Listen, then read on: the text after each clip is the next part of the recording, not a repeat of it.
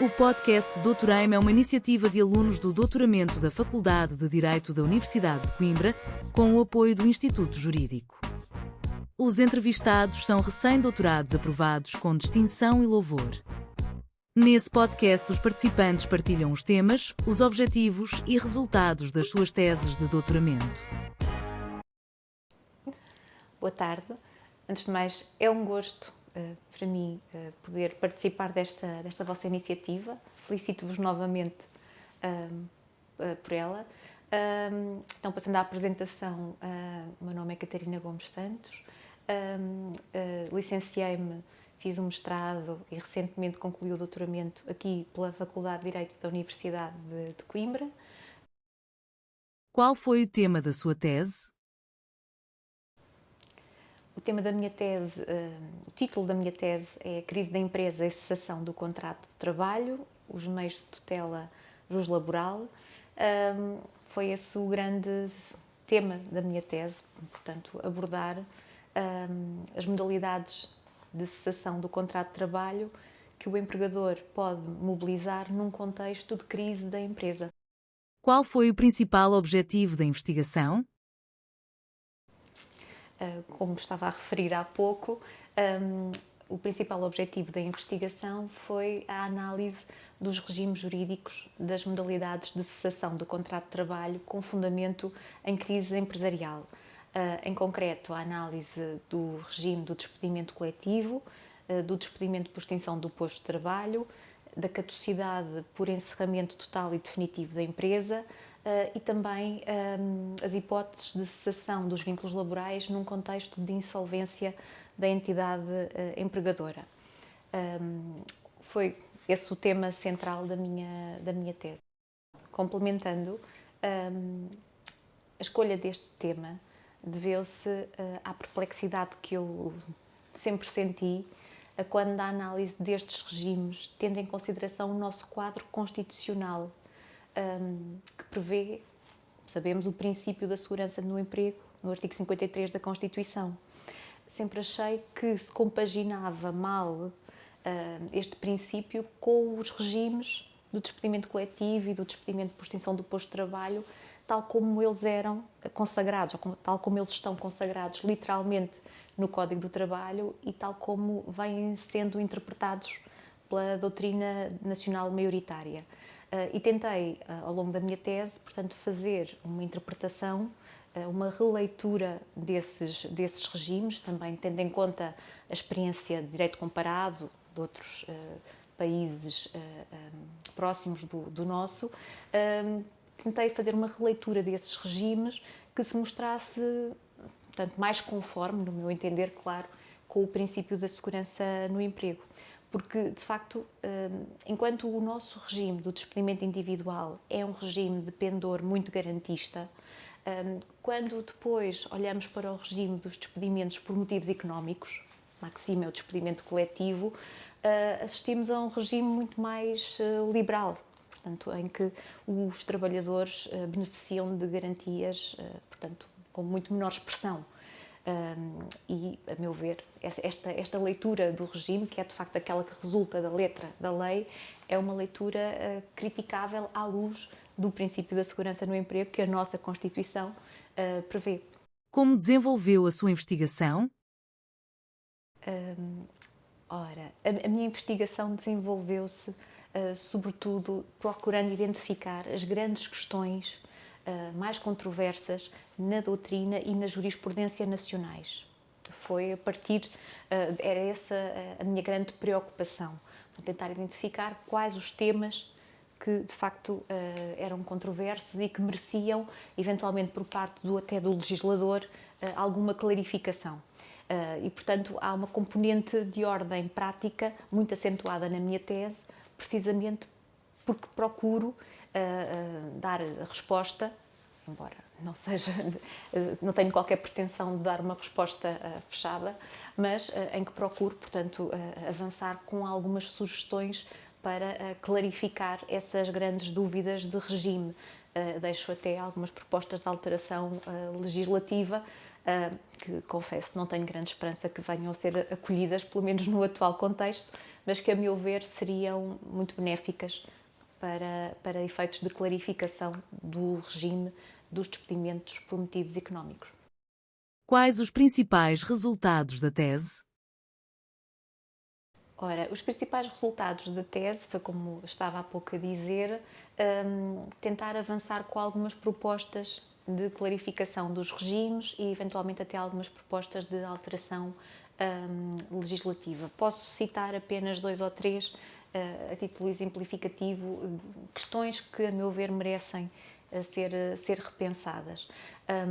Precisamente para tentarmos construir um regime do despedimento coletivo e por extensão do posto de trabalho que seja mais conforme, mais congruente com o princípio da segurança no emprego, julgo que seria importante prever-se um crivo mais restritivo para a admissibilidade destes despedimentos, prevendo que em situações em que o despedimento é necessário para superar ou prevenir situações de crise da empresa, aí sim ele poderá ser levado a cabo. Portanto, a funcionalizar o despedimento coletivo a uma situação de evitar a crise ou superar uma crise já instalada e não como agora, em que o despedimento coletivo pode ser levado a cabo, pelo menos numa interpretação que predomina na doutrina e na jurisprudência nacionais, mesmo por empresas prósperas e lucrativas, sem qualquer tipo de dificuldade económica.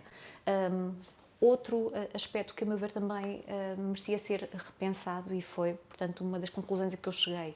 Há uma distinção algo artificial entre estes 2 despedimentos por motivos económicos, o despedimento coletivo e o despedimento por extinção do posto de trabalho. A distinção entre eles faz-se tão só tendo em conta a dimensão da empresa que promove o despedimento e o número de despedimentos que vai ser levado a cabo. E, portanto, é apenas com base neste critério que a empresa sabe se vai optar pelo despedimento coletivo ou pelo despedimento por extinção do posto de trabalho. Mas depois o regime é marcadamente diferenciado, pelo menos à luz daquilo que consta da letra da lei. No despedimento coletivo não é afirmado hoje expressamente uma obrigação de recolocação do trabalhador afetado pelo despedimento, ao passo que essa obrigação existe no despedimento por extinção do posto de trabalho. No despedimento coletivo não há um elenco de critérios de seleção que se afirma ao empregador, que vincula ao empregador. O empregador é livre de escolher os critérios de seleção dos trabalhadores a despedir, ao passo que no despedimento por extinção do posto de trabalho assim não é. A lei prevê um elenco de critérios de seleção obrigatório de funcionamento hierarquizado para o empregador. Aliás, na sequência de um importante acórdão do Tribunal Constitucional de 2013 que afirmou essa exigência. Outra conclusão importante também a que cheguei prende-se precisamente com a necessidade que eu acho que existe de dar especial atenção aos despedimentos coletivos de grande dimensão. E, portanto, tratar de forma diferenciada um despedimento coletivo que afete, por hipótese, mais de 50 trabalhadores, que tenham um impacto social e económico muito marcante em determinada região. Vamos imaginar uma empresa que é a principal empregadora de uma determinada localidade, se encerra as suas portas, se promove um despedimento coletivo, eu julgo que a esse despedimento coletivo tem de ser dada, portanto, outra atenção. O regime tem de ser um regime mais exigente, que passe designadamente pela obrigatoriedade do empregador apresentar um plano de medidas tendentes a minorar o impacto negativo desse despedimento.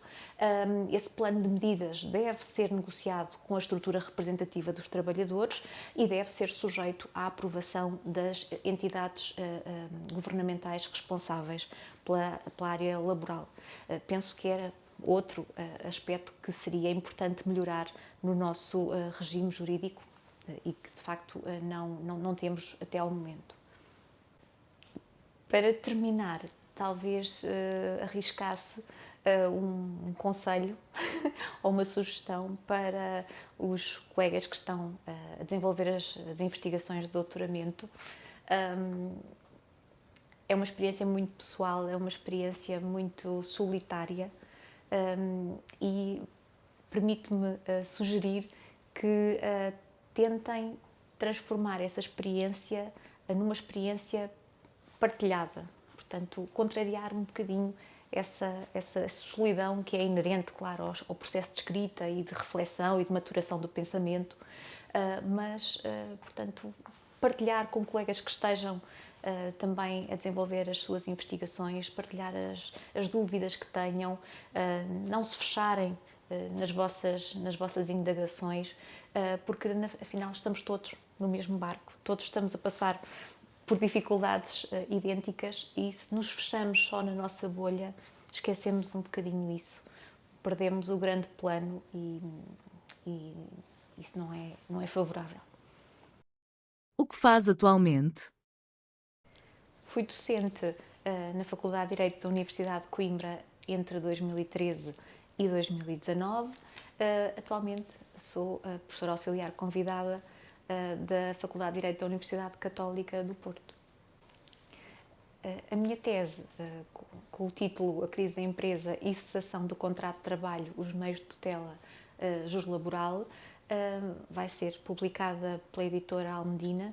Está previsto que seja feito o lançamento em janeiro do próximo ano. Por último, para terminar, queria agradecer o convite que me foi dirigido pelos colegas que estão a desenvolver este projeto, muito meritório, e também dar os parabéns ao Instituto Jurídico por apoiar esta iniciativa, a dizer que foi um gosto poder participar desta iniciativa e dizer que me sinto muito honrada por poder ter tido intervenção neste projeto. Muito obrigada. Podcast Doutoraime, uma iniciativa de alunos do doutoramento da Faculdade de Direito da Universidade de Coimbra, com o apoio do Instituto Jurídico. Entrevistada, doutora Catarina Gomes Santos. Produção, Érica Valente e Hugo Monteiro. Edição, Daniela Leone.